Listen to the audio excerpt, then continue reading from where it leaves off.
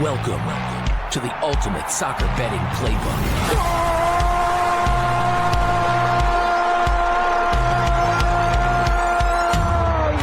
This is Just Win Footy Bets, baby, with JoeDaFan, live on the Believe Network. After a beautiful 4th of July on a Saturday evening with fireworks, hot dogs, and a bunch of food, we are back here live here in Just Win Footy Bets. JoeDaFan here on location as we are here to talk about what's going to happen here in today's fixtures. So I took the day off, was glad for travel, was glad to be able to see the games as soon as I got here, and we'll be back in a couple days, but back in the studio in a couple days, and then of course our long-awaited vacation. But let's take a look at the agenda right here. Of course, we'll look at the recap of yesterday's game between Canada and Morocco. A lot of stuff that I like to talk about that one, of course, and France and Paraguay got a little ugly, but we'll talk about that as well. Our wins, losses for that day. And of course, we have two games, and we'll talk about that in 50 minutes. Brazil, Norway, and Mexico, and England. As we return back here, don't forget you can subscribe to us through X or on YouTube, and you can wherever you get your podcasts, Apple Podcasts, Spotify, iHeartRadio. And of course, we are on the Believe Network. All right. So as you can see, not really able to do a lot of things because of not only the lighting, but also the microphone and stuff like that. But we wanted to at least get this video out to you guys to show you what we can do. So again, not in studio, but we're able to at least talk about what took place, especially yesterday. And of course, the last games of the round of 32. Let's talk about, of course, Canada and Morocco, where Morocco dominated this game, this match over Canada with a 3-0 victory. I thought both teams would score, so we lose on that bet. Canada just really didn't show up, to be honest with you. But Morocco, the Atlas Lions, put a clinical second-half masterclass to the end Canada's historic World Cup run with a decisive 3-0 victory, securing the spot into the quarterfinals. We'll talk about that, who they will face later in the show. So again, a scoreless first half. Was going back and forth. The defense was really, kind of tight there. But we talk about the 50th minute. In the 50th minute, there was a goal by Morocco after a highly physical, scoreless first half that featured 4 yellow cards. Morocco broke the deadlock right after the break, where Hakami delivered a clever short pass off a set piece, and allowing his teammate to unleash a magnificent right-footed strike from outside to the box into the bottom right corner. Later in that second half, Morocco goes up 2-0. Canada pushed bodies forward in a desperate search for an equalizer, leaving gaps in the defense. And this usually happens when you're kind of desperate and you're obviously behind. So therefore, you would need to change a little bit of the game plan, throw that out, because again, it's win or go home here, folks, from now on, as you know. So members of Morocco, of course, inside the box, who calmly slotted home their second of the match to bag a brilliant brace. Then came towards the late half, and I noticed that I thought maybe it would end up 2-1. Canada had a couple corners opportunities to do that. They even brought the goalie all the way up. And again, this was late in the game. Keep in mind here, guys, that it is, of course, win or go home. So obviously, if you don't win, you don't move on to the round of 16. So with the game deep in stoppage time, Diaz orchestrated a flawless counterattack, threading a perfect pass across, of course, Rahami, who calmly tapped it past the Canadian goalkeeper to put the tie completely to bed. So here's the thing that I did not know going in, because again, I was traveling, but I wish I had known. But the thing that I wanted to, let me see if I can get some more light in here. I don't know how this works, but okay. No Alfonso Davies. So Canada suffered a massive pregame blow as captain and tailsman Alfonso Davies was held out of the starting lineup after returning to a brief cameo within the previous round. His hamstring didn't feel right, and the medical staff opted to shield him to preserve his long-term health. His dynamic presence down the left flank was sorely missed. If I had known that, then I never would have recommended the both teams to score. So keep in mind, guys, that when you're looking at this, you have to look at the starting lineups going in. So even if you bet late, that's fine. But usually it doesn't change as much. Clearly it did.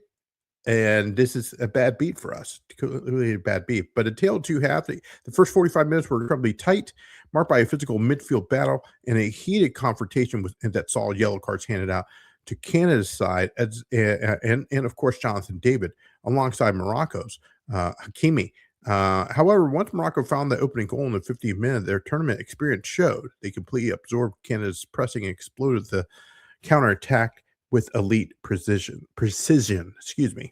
So where do they go from here? They, of course, would march on to the quarterfinals, and it's going to take place in Boston, Massachusetts, where they face, of course, the winner of the France and Paraguay match, which we're going to talk about next. But Canada bows out of their co-hosted tournament, leaving fans with an unforgettable run to be proud of. So let's continue with, of course, that game. I'm referring to, of course, France and Paraguay.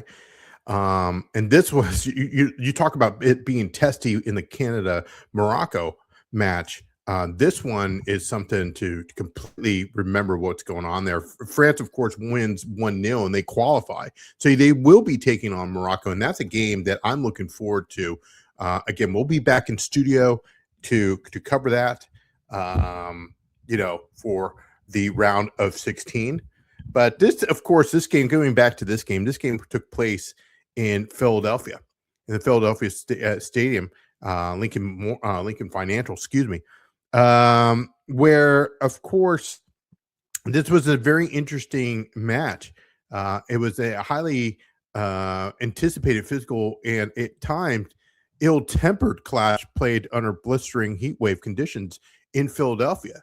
I mean, the conditions here on the East Coast, the heat conditions is crazy. Where I'm staying at right here, I mean, I went outside at 11 o'clock last night, okay? And I couldn't even walk the dog because it said it was 101 degrees, but it felt like 111 degrees. So the humidity, is kicking, that factor is kicking in here, folks. But something to keep in mind is these hydration breaks. Now, this is something that I could say, okay, hey, look, I could see where you need a hydration break for this because of the humidity, because of the heat, et cetera, et cetera, et cetera. So that is something, of course, to keep that in mind. And I don't have an issue with that. But, of course, France edged Paraguay 1-0 to punch their ticket into the FIFA World Cup quarterfinals, where they'll be facing Morocco. A disciplined and cynical from Paraguay, low blocking successfully frustrated the star-studded French attack for over an hour. However, the deadlock was finally broken in the 70th minute when a VAR awarded France a penalty kick. And, of course, Kylian Mbappe coolly converted. The win sets up a blockbuster quarterfinal matchup between France and Morocco. I had a chance to watch, of course, this match, and I got very frustrated. Very, very frustrated, not because of the play, but of course of the commentating. The commentating on Fox, it's got to be one of the worst. Let me see. Listen, I'm no expert when it comes to names, but it's pronounced Mbappe, not empathy. Okay, so I don't know what the commentator was saying.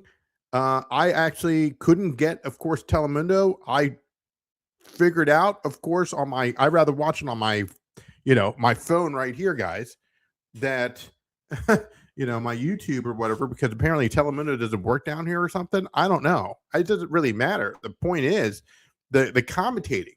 The commentating is atrocious when it comes to this. So, I don't know if I'm being invited to anything that's future, any type of media credentials in regarding stuff, but guys, I mean, and Kylian Mbappe has to be one of the most popular players in the league. So therefore, I would highly suggest that you guys get your names right, especially a player of that magnitude.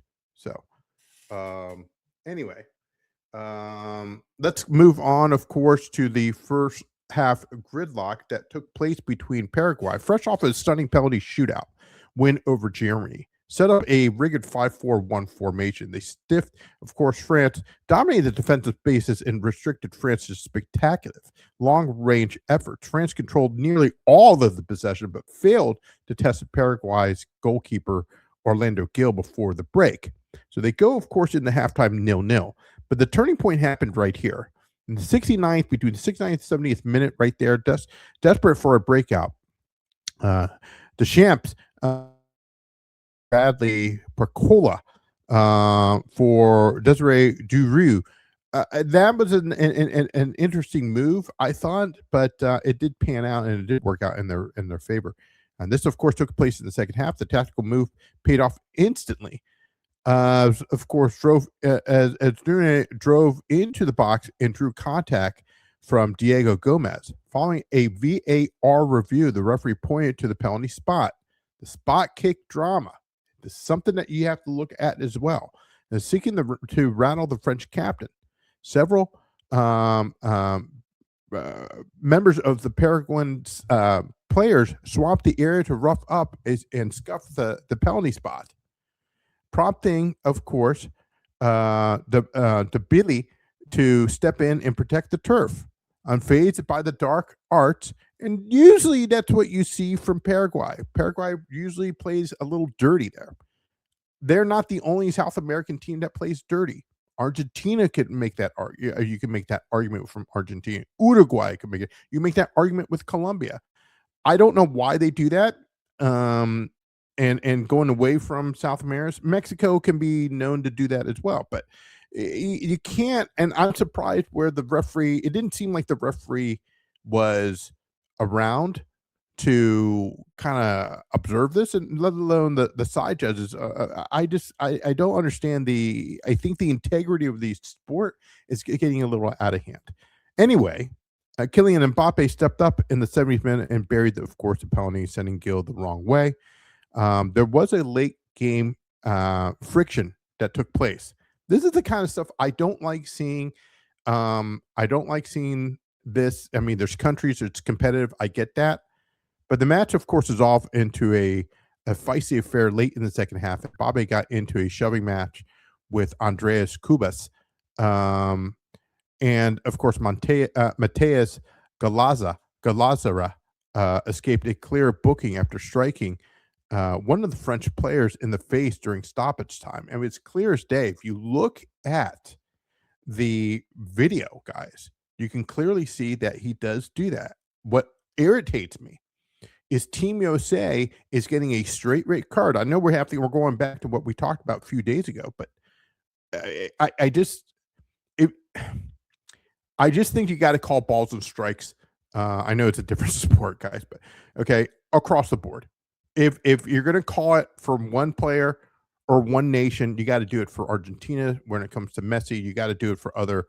It drives me. I understand Paraguay's out, but it just drives me batty because it just feels like there's a lot of favoritism in my book. But nevertheless, France came out in a 4-2-3-1, where Paraguay came up in a 5-4-1.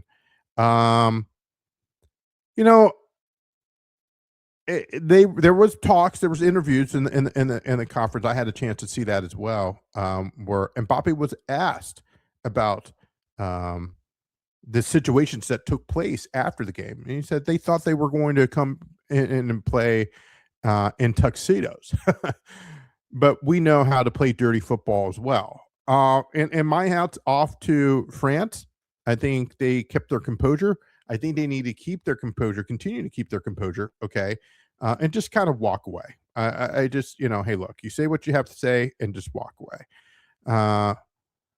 They talked, of course, to the head coach of Paraguay, where France couldn't find the answers and took a bit of individual skill and a penalty given by VAR to make the difference. But my men fought like lions out on the pitch. I can agree with that. I think it was a very good game. Don't get me wrong.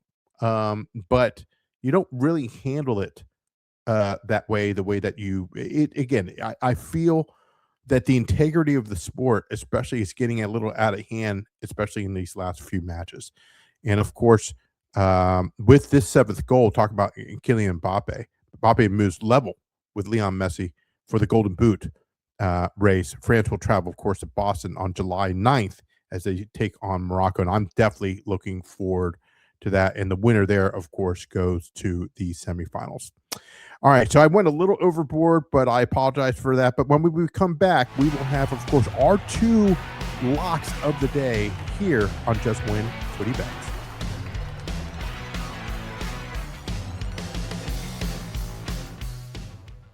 Welcome back. We hope that you had a very eventful 4th of July here. Thank you for taking time this afternoon to join us and watching Just Win Footy Bets. So now, break these down for you. JoeDaFan back here with you. And we will look at, of course, the first game, which takes place at 4 o'clock, guys. 4 o'clock, and that's on this Sunday, July the 5th of 2026. We're talking about, of course, Brazil taking on Norway. And you can see the numbers here, minus 129, plus 265 for the draw, and plus 370 for Norway. And that's to win in regulation. So, you can see, of course, the halftime scores. I am leaning a little bit towards possibly Norway to win at halftime. I'm not 100% sure, and I'll explain why I like Norway to possibly lead at halftime. But let me explain that I do like something that I really, really enjoy. It has changed dramatically. It's changed. It's been crazy. When it comes to these numbers, of course, courtesy of our friends over at Bet Rivers. I got it in early. I believe I got it at 143, and I'm talking about over 2.5 goals. So that's something, of course, it's now at minus 165, something that you want to keep an eye on. You may want to parlay this.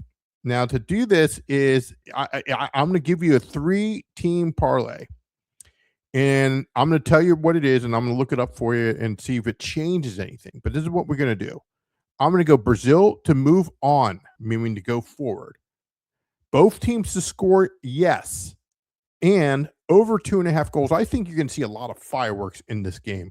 So while we're looking that up, and I've got my phone here, we're using, of course, our good friends over at Bet Rivers, and we're going to see exactly what we have.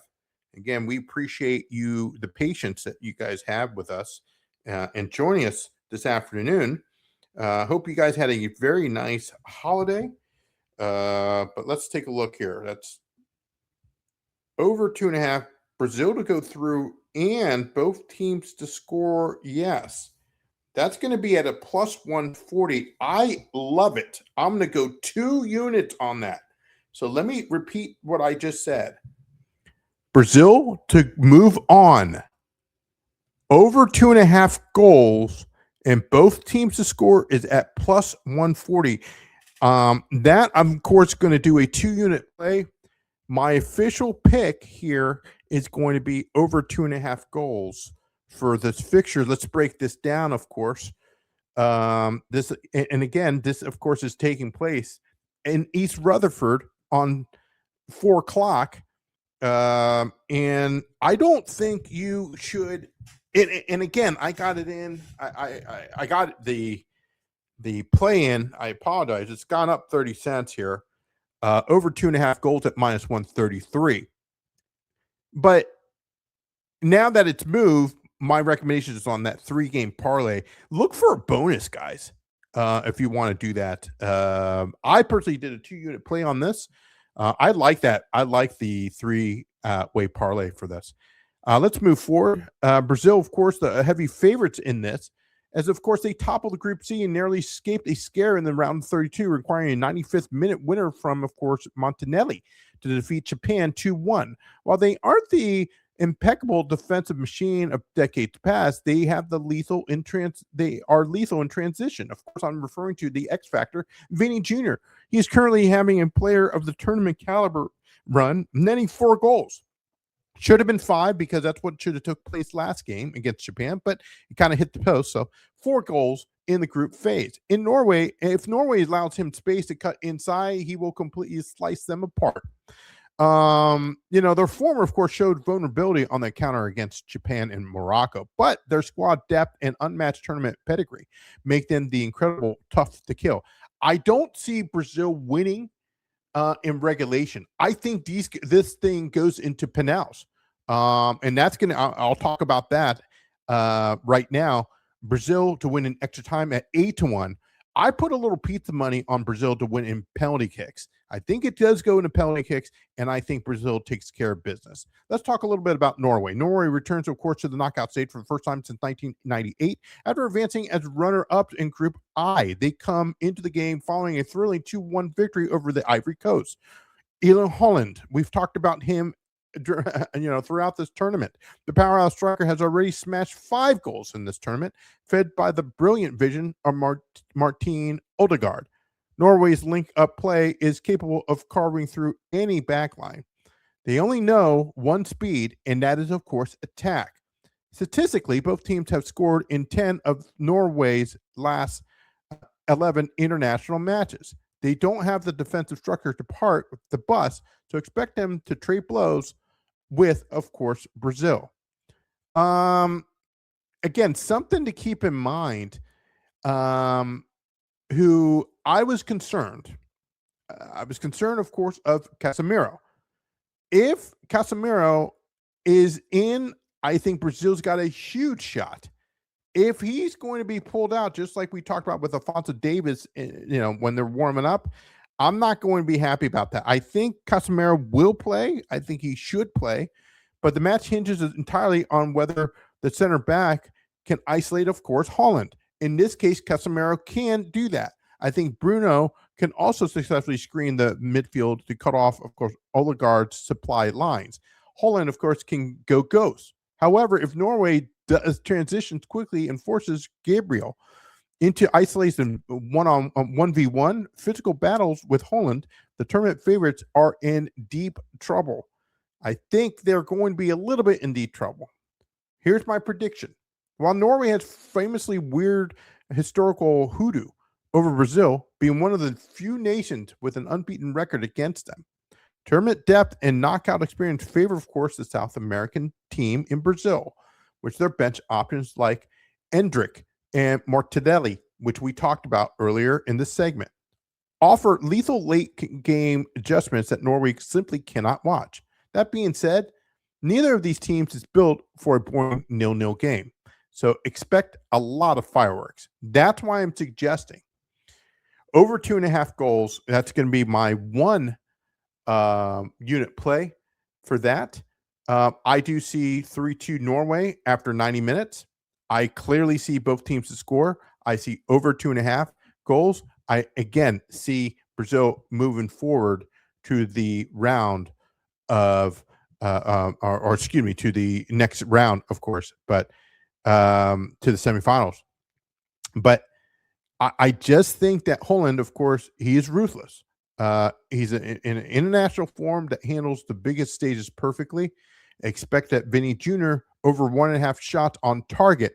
He's going to be the focal point of everything Brazil is doing right now. So, again, those are my plays for this match. Let's move on to the final match for today.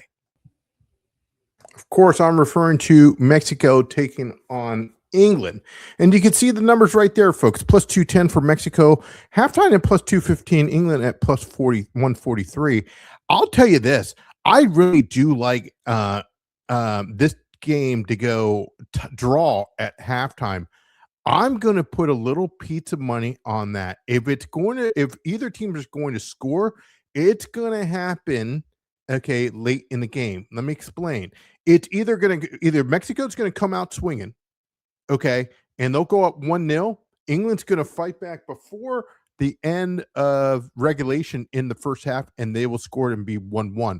I don't see it being 1-1 at the end of at the end of halftime. I see a 0-0 here. Maybe want to put a little pizza money if you're able to do that, fine. But I do like the draw here at halftime. And I'll give you, of course, my official pick for this particular match in just a moment. All right, let's talk about this, of course. It is, of course, a master blockbuster. My son's looking forward to this fixture to, of course, the round of 16 as co-host Mexico prepares to face England. Keep this in mind. That is taking place in Mexico City in Estadio Azteca. Okay, with the quarterfinal berth against either the winner of the Brazil and Norway match on the line. This match, of course, carries immense narrative weight, a hostile environment, and a complex tactical layers. Here is what we see when it comes to these two teams. Keep in mind, Mexico has been brilliant, but also keep in mind, we talked about this from the very, very beginning, the altitude that takes place, of course, in Mexico City. We're talking about a little over 7,200 feet above sea level. So the altitude is going to be key. It doesn't matter if it's during the day, it's at night. Obviously, this match is going to take place at 8 o'clock in the evening.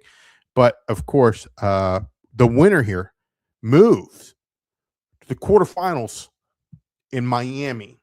So that's going to be something that's interesting. Let's talk about, of course, Javier Aguirre. Side is riding a wave at absolute euphoria. They cruised through Group A with a perfect 9 points, beating South Africa, South Korea, and Czechia. And the dismantled, Ecuador 2-0 in the round of 32. They have not conceded a single goal here. But they're taking on a team, I believe, if England is smart and if England understands what to do with their players, they are at least able to score a single goal against Mexico. I'd be very shocking to see that they don't. So,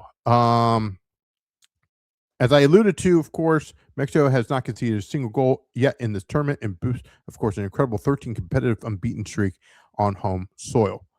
That being said, the X factor is the teenage sensation, Gilberto Mora, and leading attacker, of course, Jillian Quinnos.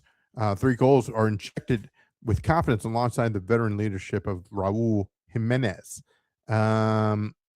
Let's talk about England. Tuchel, the 3 Lions, men toppled Group L, but have arguably failed to hit their top gear. When are they planning on doing that? They beat Croatia 4-2. They beat Panama 2-0, but then they drew 0-0 to Ghana. In the round 32, they were pushed to the absolute brink by DR Congo. People are going to say that, hey, is it the speed? If England takes on a team that has a lot of speed, they're in trouble. We've seen that with Ghana. We've seen that with DR Congo. I'm not taking away from Croatia or Panama, but the speed is killer to this team. So, and obviously they needed a late dramatic Harry Kane brace to rescue a 2-1 comeback win. It's sad, of course, if Harry Kane is a red-hot individual form, leading with the line with 5 goals so far in the tournament.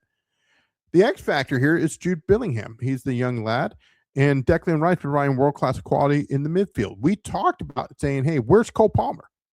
Why didn't you bring him over?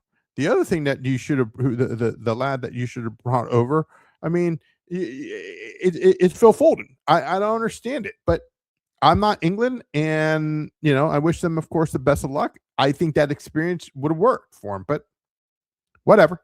Anyway, because I don't think Rashford is doing well in this tournament.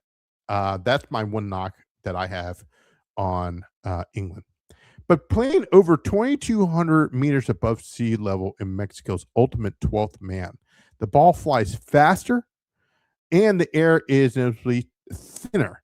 While the Mexican squad is perfectly adapted to the climate, England's high-pressuring double pivot, Rice, and likely it's going to be Elliot Anderson or Nico O'Reilly. I would suggest putting in Anderson. But the problem is again, the altitude. I don't think these lads have, or some of them, especially the young lads, okay, have the experience when it comes to this altitude. It's killer.